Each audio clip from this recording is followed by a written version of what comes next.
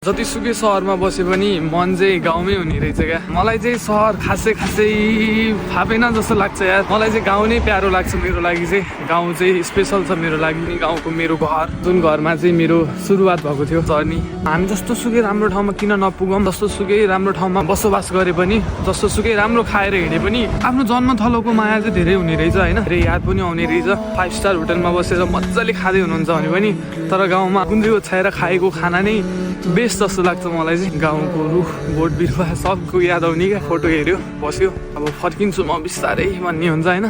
तर मलाई मेरो बाध्यताहरूले चाहिँ रोक्छ। म गयो भने त्यो कुराहरू चाहिँ पुरा गर्न सक्दिनँ। कतिवटा कुराहरूले रोकिरहेको छ। तर मलाई माया चाहिँ मेरो गाउँकै छ, मेरो ठाउँकै छ। आफ्नो एउटा ठाउँ भनेको चाहिँ आफ्नै ठाउँ हो क्या। आफू जन्मेको ठाउँ चाहिँ धेरै कुराको याद हुन्छ। त्यहीँनिर खेलेर त्यहीँनिर हुर्केर तुम्बी